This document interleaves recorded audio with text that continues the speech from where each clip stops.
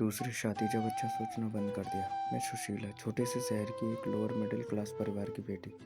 मेरे पिताजी ने मुश्किल से हम 3 बहनों को बड़ा किया है।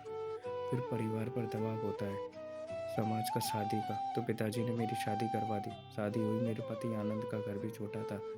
वो भी छोटी सी एक प्राइवेट नौकरी करते थे। वो ट्रक ड्राइवर थे। माल लाने जाने में अक्सर वो दूर जाते थे। 2-3 दिन तक घर से बाहर ही रहते थे। आनंद के माता पिता और एक बड़ी बहन थी। बड़ी बहन की शादी तो हो गई थी, लेकिन अब कुछ मनमुटाव के चलते वो अभी हमारे साथ ही रहती थी। सही बात तो मुझे नहीं बताई, लेकिन मैंने ज़्यादा पूछा भी नहीं। मैं अक्सर घर पर रहकर घर का काम करती थी। इतना मुश्किल नहीं था, क्योंकि काम तो मैं मेरे घर पर भी क्या करती थी। पति भी अच्छा है। मुझे लगा कि अब इस घर से मेरा भाग्य जुड़ गया है। 6 महीने बाद ही, लेकिन मैंने सोचा वो नहीं हुआ। शादी के ठीक 6 महीने बाद ही मेरे पति का एक्सीडेंट हो गया।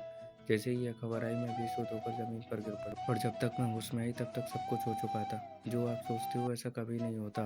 परिवार में एक ही बेटा, वो भी चल बसा। तो सोचा उस परिवार का क्या रहा होगा। मैं अभी भी उनके घर में थी। जैसे कि होता है, ताने शुरू हो गए कि मैं इस घर के लिए शुभ नहीं रही। मेरी क्या हालत है मैं बता भी नहीं सकती। आंसू रुकने का नाम नहीं लेते।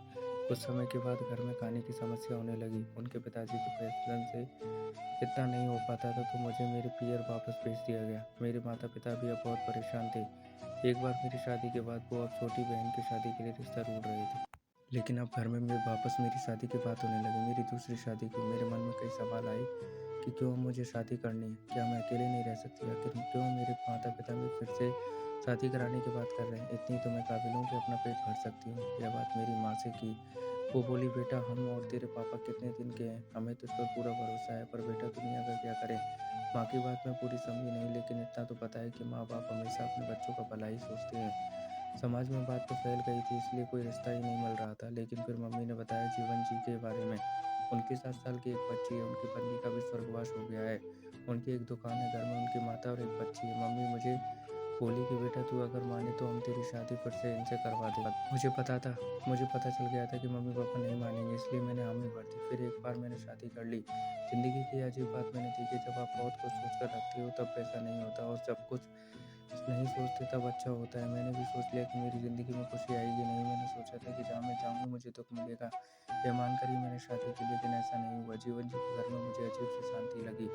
बच्ची कीर्ति बड़ी प्यारी थी। जब से आई है तब से मुझे से चिपकी रहती है। नहीं मम्मी बोल के सास का थोड़ा ख्याल रखना पड़ता है, बीमार रहती है। जीवन जी ने तो अभी तक शायद मेरा चेहरा भी ठीक से नहीं देखा। मैं समझती हूँ हम दोनों का दर्द एक ही है, इसलिए मैंने भी उन्हें कुछ कहा नहीं। सिर्फ घर का काम करती और बच्ची, यही मेरी ज़िंदगी हो गई है। समय में बड़ी ताकत होती है। समय सबसे बड़ा मरहम है। धीरे धीरे सब कुछ ठीक करता रहता है। जाने वाले याद तो आते हैं, लेकिन समय फिर हमें बढ़ता रहता है। और मेरी दूसरी शादी को अब 2 साल हो गए हैं। मेरी दोनों बहनों की शादी अब होने वाली है। अब वो भी उभर रही हैं। ज़िंदगी फिर पटरी पर आ रही है। हँसी झुक्के से आ रही है। जो होना होता है उस पर हमारा कोई जोर नहीं होता, पर उस समय अपने आप को सँभालना बहुत ज़रूरी होता है। आप बस आगे बढ़ते रहिए, ज़िंदगी भी मौके आपको ज़रूर देगी खुश रहने के।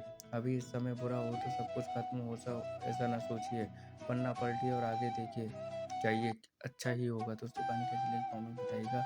अच्छी लगी तो लाइक शेयर ज़रूर कीजिएगा। थैंक यू दोस्तों।